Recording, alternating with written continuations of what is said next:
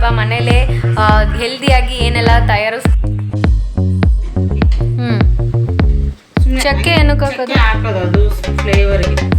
Pepper ಪುಡಿ ಎಲ್ಲ ಹಾಕ್ತೀನಿ ಇಷ್ಟೇ. ಎಷ್ಟು ಸ್ವಲ್ಪ ನಾನು ಎಷ್ಟು ಕುಡಿಯೋದ್ರಿಂದ ಆಲ್ಮೋಸ್ಟ್ ಪ್ರೋಟೀನ್ಗಿಂತ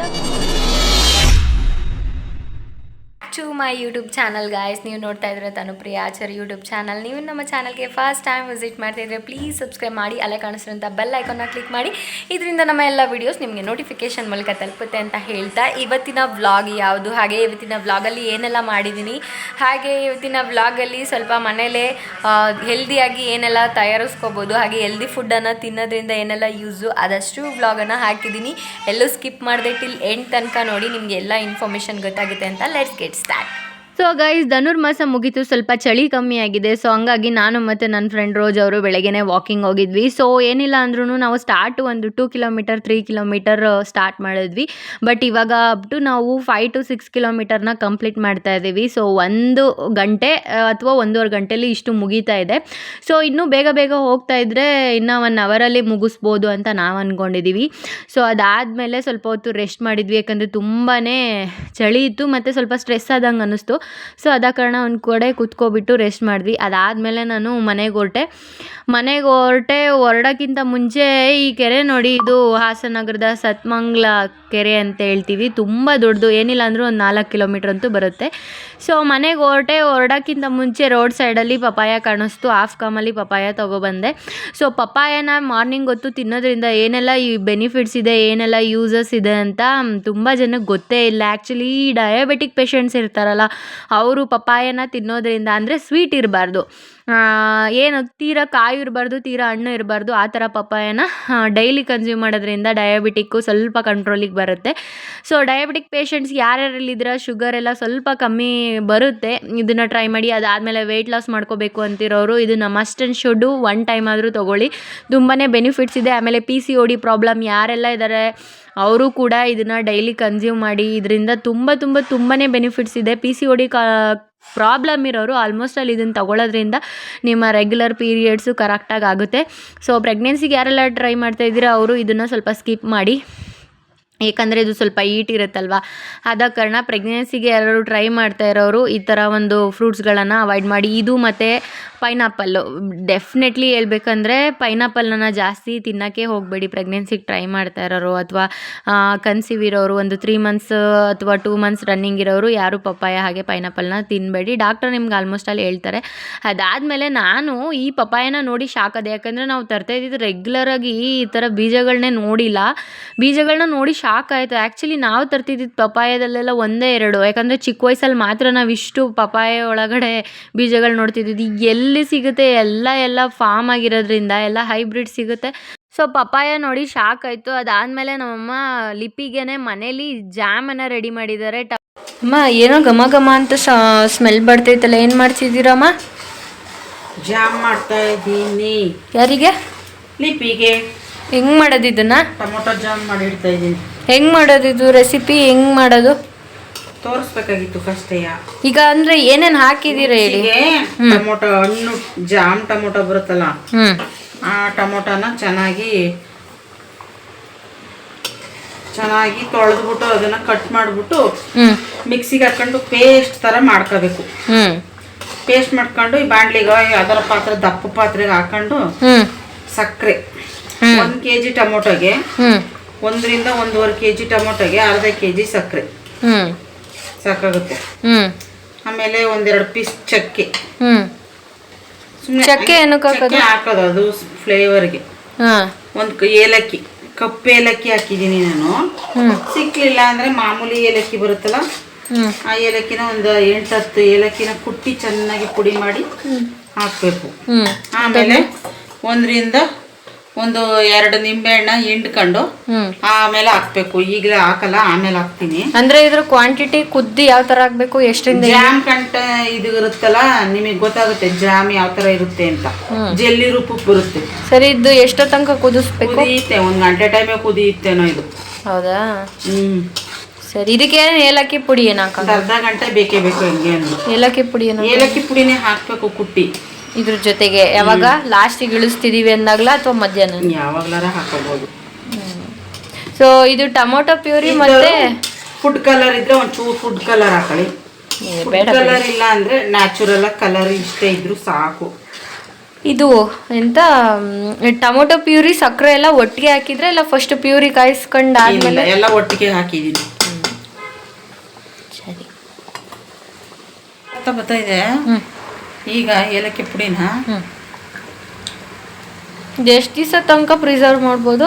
ಫ್ರಿಜ್ಜಲ್ಲಿ ಇಡೋ ಅವಶ್ಯಕತೆ ಇಲ್ಲ, ಒಂದು 20 ದಿವಸ ತಿಂಗಳವರೆಗೂ ಇರುತ್ತೆ. ಫ್ರಿಜ್ಜಲ್ಲಿ ಇಟ್ಟರೆ ಇರುತ್ತೆ ಒಂದು 6 ತಿಂಗಳವರೆಗೂ.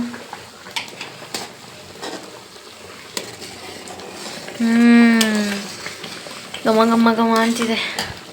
ಈಗ ನಿಂಬೆಹಣ್ಣಿನ ರಸ ಇರುತ್ತಲ್ಲ, ನಿಂಬೆಹಣ್ಣಿನ ರಸನ ಈ ಗೋಬಿಗೆಲ್ಲ ತಿಂತಾರಲ್ಲ ಆ ಥರ ಜಾಮ ಇದು ಅಥವಾ ಅಲ್ಲ, ಬ್ರೆಡ್ ಹಾಕೊಂಡು ತಿನ್ನೋ ಜಾಮು. ದೋಸೆ ಚಪಾತಿ ಅದು ಕೆಚಪ್ ಅಲ್ವಾ? ಅದು ಕೆಚಪ್. ಮಕ್ಕಳಿಗೆ ತಿನ್ನುವಂತ ಬ್ರೆಡ್ ಜಾಮು. ಸ್ವಲ್ಪ ಟೈಮ್ ಹಿಡಿತು, ಒಂದು ಅರ್ಧ ಗಂಟೆ ಆಗುತ್ತೆ ಕುದಿಸೋದಕ್ಕೆ. ಲೋ ಫ್ಲೇಮಲ್ಲಿ ಬೇಯಿಸ್ಬೇಕಾ ಹಿಂಗೆ? ಇಲ್ಲ ಹೈ ಫ್ಲೇಮಲ್ಲೇ ಬೇಯಿಸ್ಬೇಕಾದ ಯಾವತ್ತಿದ್ರು. ಅದೇ ಕೈ ಆಡ್ತಾ ಇರಬೇಕು, ತಳ ಹಿಡಿಯುತ್ತೆ. ಕೈ ಆಡೋದೇನು ಅವಶ್ಯಕತೆ ಇಲ್ಲ. ಇಟ್ಬಿಟ್ಟು ಕುತ್ಕೊಂಡ್ರೂ ಆಗುತ್ತೆ, ಒಂದು 10 ನಿಮಿಷ 1/4 ಗಂಟೆ ಅದ್ರ ಪಾಡ್ಗೋದು ಕುದಿಯುತ್ತೆ. ಸೊ ಗೈಸ್, ಇದು ಉಪ್ಪಿನಕಾಯಿಗೆ ಹಿರಳಿಕಾಯಿನ ಕಟ್ ಮಾಡಿ ಹಾಕಿರೋದು. ಇದ್ರ ತಿರುಳೆಲ್ಲ ನಾನು ಆಲ್ರೆಡಿ ತೆಗ್ದಿದ್ದೀನಿ. ಇದ್ರ ತಿರುಳಲ್ಲಿ ಸೋಡಾ, ಮನೆಯಲ್ಲೇ ನಾವು ಸೋಡಾನ ಯಾವ ಥರ ಮಾಡ್ಕೊಂಡು ಕುಡಿಬೋದು ಅಂತ ಇವತ್ತಿನ ಬ್ಲಾಗಲ್ಲಿ ತೋರಿಸ್ತಾ ಇದ್ದೀನಿ. ಈ ಒಂದು ಹಿರಳಿಕಾಯಲ್ಲಿ ತುಂಬ ಹೇಳಕ್ಕಾಗ್ದಲೇ ಇರೋವಂಥ ಆರೋಗ್ಯ ಗುಣಗಳಿದೆ. ಆ್ಯಂಟಿ ಆಕ್ಸಿಡೆಂಟ್ ಆಗಿರ್ಬೋದು ಅಥವಾ ಖನಿಜಾಂಶ ಆಗಿರ್ಬೋದು, ನಮ್ಮ ಬಾಡಿಗೆ ತುಂಬ ಅಗತ್ಯವಿರುವಂತಹ ಪ್ರೋಟೀನ್ಗಿಂತ ಖನಿಜಾಂಶಗಳನ್ನ ಅಂತಲೇ ಹೇಳ್ಬೋದು. ಆ ಥರ ಒಂದು ಅಂಶಗಳನ್ನ ಕೊಡುತ್ತೆ. ಸೊ ಆದಷ್ಟು ಹಿರಳಿಕಾಯಿ ಉಪ್ಪಿನಕಾಯಿ ಹಾಗೆ ಹಿರಳಿಕಾಯಿ ಜ್ಯೂಸ್ಗಳನ್ನು ಮಾಡ್ಕೊಂಡು ಕುಡೀರಿ. ಏನಪ್ಪ ಅಂದರೆ ಒಂದು 6 ಮಂತಿಗೆ ಒಂದ್ಸಲನೋ ಅಥವಾ ಇಯರ್ಲಿ ಒಂದ್ಸಲನೋ ಮಾಡೋಕ್ಕಿಂತ ಮಂತ್ಲಿ ಒಂದ್ಸಲ ಅಥವಾ ಮಂತ್ಲಿ ಟ್ವೈಸ್ ಈ ಥರ ಮಾಡ್ಕೊಂಡು ಕುಡಿಯೋದ್ರಿಂದ ಆರೋಗ್ಯಕರವಾದ ಬೆನಿಫಿಟ್ಸ್ ತುಂಬಾ ಇದೆ. ಈಗ ಆಲ್ರೆಡಿ ಇದಕ್ಕೆ ಉಪ್ಪು ಹಾಕಿ ಎತ್ತಿಟ್ಟಿದ್ದೀನಿ. ಇದಕ್ಕೆ ಸ್ಕ್ವೀಸ್ ಮಾಡಿ ಇದ್ರದ್ದು ರಸ ಎಲ್ಲ ತೆಗ್ದಿದ್ದೀನಿ. ಸೊ ನೋಡ್ತಾ ಇರ್ಬೋದಲ್ಲ ಫ್ರೆಂಡ್ಸ್, ನೋಡಿ ಇದರಲ್ಲಿ ಸ್ಕ್ವೀಸ್ ಮಾಡಿ ಅಂದರೆ ಹಿಂಡಿ ನಾನು ರಸ ಎಲ್ಲ ತೆಗ್ದಿದ್ದೀನಿ. ಸೊ ಇದರಿಂದ ಈಗ ನಾವು ಸೋಡಾ, ಮನೆಯಲ್ಲೇ ಸೋಡಾ, ಹೆಲ್ದಿಕರ ಸೋಡಾ ಯಾವ ಥರ ಮಾಡೋದಂತ ಹೇಳ್ಕೊಡ್ತಾ ಇದ್ದೀನಿ. ಇದನ್ನು ಸೋಡಾ ಅಂತನಾದರೂ ಕರಿಬೋದು ಅಥವಾ ಹಿರಳಿಕಾಯಿ ಜ್ಯೂಸ್ ಅಂತನಾದರೂ ಕರ್ಕೋಬೋದು.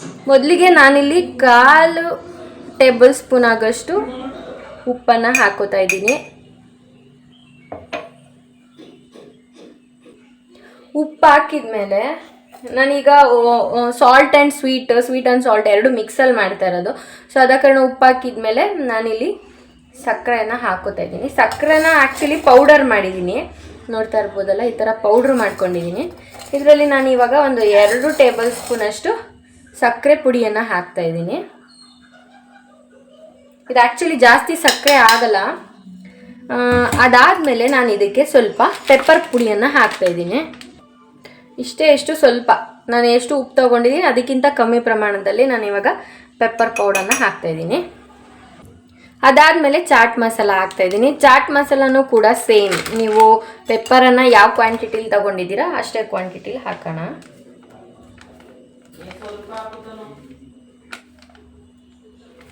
ಇಷ್ಟು ಹಾಕ್ತಾಯಿದ್ದೀನಿ. ಸೊ ಇವಾಗ ಹಾಕ್ಕೊಳ್ಳೋಣ. ಅದಾದಮೇಲೆ 2 ಟೇಬಲ್ ಸ್ಪೂನಷ್ಟು ನಾನು ಈರುಳ್ಳಿಕಾಯಿ ಜ್ಯೂಸನ್ನು ಹಾಕ್ತಾಯಿದ್ದೀನಿ. ಇದು ಬೇಕಂದರೆ ನಿಮಗೆ ಸ್ವಲ್ಪ ಜಾಸ್ತಿ ಹಾಕೋಬೋದು. ನಾನಿಲ್ಲಿ ಸ್ವಲ್ಪ ಜಾಸ್ತಿ ಹುಳಿಯನ್ನು ಇಷ್ಟಪಡ್ತೀನಿ, ಅದರಿಂದ 3 ಟೇಬಲ್ ಸ್ಪೂನಷ್ಟು ಹಾಕೋತಾ ಇದ್ದೀನಿ. ಸೊ ಈಗ ನೀಟಾಗಿ ಇದನ್ನು ಕಲಿಸೋಣ.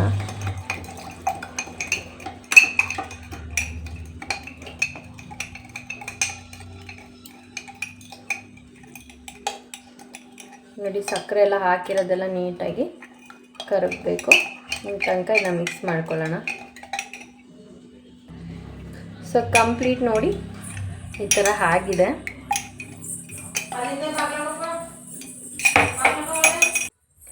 ಅದಾದಮೇಲೆ ಫೈನಲಿ ನೀವು ಯಾವುದೇ ಥರದ ಸೋಡಾವನ್ನು ಯೂಸ್ ಮಾಡ್ಬೋದು. Any kind of brand soda use ಮಾಡ್ಬೋದು. ನಾನಿಲ್ಲಿ ಬಿಸ್ಲರಿ ಸೋಡಾನ ಯೂಸ್ ಮಾಡ್ತಾಯಿದ್ದೀನಿ. ಸೊ ಆಲ್ರೆಡಿ ನೋಡಿ ಯಾವ ಥರ ಓಪನ್ ಮಾಡಿದ ತಕ್ಷಣ ಯಾವ ಥರ ಆಗ್ತಿದೆ ಅಂತ. ಸೊ ಇದಾದಮೇಲೆ ಇವಾಗ ಇದಕ್ಕೆ ಶಿಫ್ಟ್ ಮಾಡೋಣ.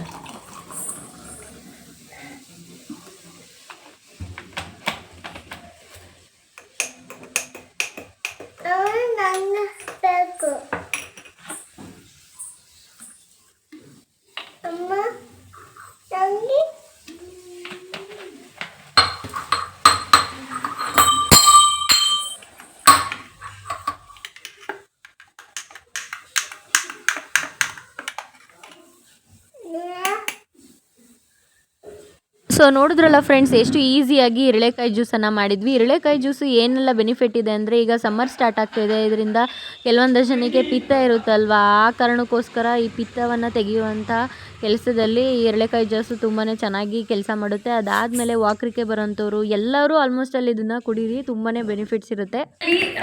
ಮಾಡ್ಕೊ ಬಂದಿದ್ದೀನಿ, ಯಾವ ಥರ ಆಗಿದೆ ಟೇಸ್ಟ್ ನಾನೇ ಹೇಳ್ತೀನಿ. ಯಾಕಂದರೆ ನಮ್ಮ ಮನೇಲಿ ನಮ್ಮ ಅಪ್ಪನೂ ಕುಡಿಯೋಲ್ಲ, ನಮ್ಮ ಅಮ್ಮನೂ ಕುಡಿಯೋಲ್ಲ. ನಂಗೆ ತುಂಬಾ ಇಷ್ಟ. ಹೊರಗಡೆ ರೋಡ್ ಸೈಡಲ್ಲೆಲ್ಲ ಹೋಗಿ ಧರ್ಮಸ್ಥಳಕ್ಕೆ ಹೋಗ್ಬೇಕಾದ್ರೆ, ಹಾಗೆ ಬೇಲೂರು, ಚಿಕ್ಕಮಂಗ್ಳೂರು ಈ ರೂಟ್ ಹೋದಾಗ ಬೇಲೂರಲ್ಲಿ ಒಂದು ಸರ್ಕಲ್ ತುಂಬಾ ಚೆನ್ನಾಗಿ ಮಾಡ್ತಾರೆ. ನಾವಲ್ಲೆಲ್ಲ ಹೋದಾಗ ಫ್ಯಾಮಿಲಿಲಿ ಅಲ್ಲಿ ನಿಲ್ಲಿಸ್ಬಿಟ್ಟು ಪರ್ಟಿಕ್ಯುಲರ್ ಆಗಿ ಕಾರ್ನ ಅಥವಾ ಬಸ್ಸಲ್ಲೇ ಇಳಿದು ಒಂದ್ಸಲ ಕುಡಿದು ಆಮೇಲೆ ಬರೋದು.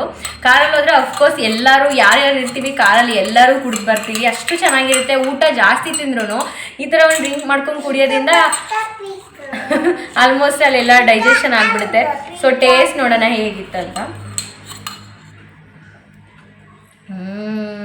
ನೈಸ್. ಸೇಮ್ ನಾವೆಲ್ಲ ಹೆಂಗೆ ಕುಡಿತಿದ್ವಿ ಡಿಟ್ಟೋ ಫೀಲ್ ಅದೇ ಥರ ಇದೆ.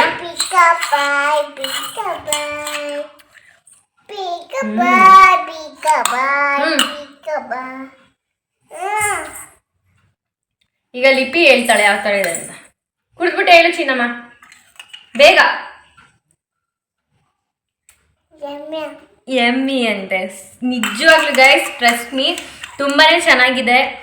ಊಟ ಜಾಸ್ತಿ ಆದಾಗ ಅಥವಾ ತುಂಬ ಅನ್ಈಸಿ ಆದಾಗ, ಬಾಡಿ ಎಲ್ಲ ಅನ್ಹೆಲ್ತ್ ಅನ್ನಿಸ್ತಾ ಇದೆ, ಗ್ಯಾಸ್ಟ್ರಿಕ್ ಆಗಿದೆ ಅಂದಾಗ ಈ ಥರ ಒಂದ್ಸಲ ಮಾಡ್ಕೊಂಡು ಕುಡೀರಿ. ನಿಜವಾಗ್ಲೂ ಹೊಟ್ಟೆ ಉಬ್ರಾಗಿರ್ಬೋದು, ಗ್ಯಾಸ್ಟ್ರಿಕ್ ಆಗಿರ್ಬೋದು, ಇದೆಲ್ಲ ಕ್ಲಿಯರ್ ಆಗುತ್ತೆ. ನನಗನ್ಸಿರೋ ಫೀಲ್ನ ಹೇಳ್ತೀನಿ. ತುಂಬಾ ಚೆನ್ನಾಗಿದೆ. ನೀವು ಇದನ್ನು ಒಂದ್ಸಲ ಮನೇಲಿ ಟ್ರೈ ಮಾಡಿ ನೋಡಿ ಯಾವ ಥರ ಆಗಿತ್ತು ಅಂತ ಕಮೆಂಟ್ ಸೆಕ್ಷನಲ್ಲಿ ಕಮೆಂಟ್ ಮಾಡಿ. ಫ್ರೆಂಡ್ಸ್, ನಾನು ನನ್ನ ಮುಂದಿನ ವೀಡಿಯೋ ಜೊತೆ ನಿಮಗೆ ಸಿಗ್ತೀನಿ. ಅಲ್ಲಿ ತನಕ take care. I love you. Bye.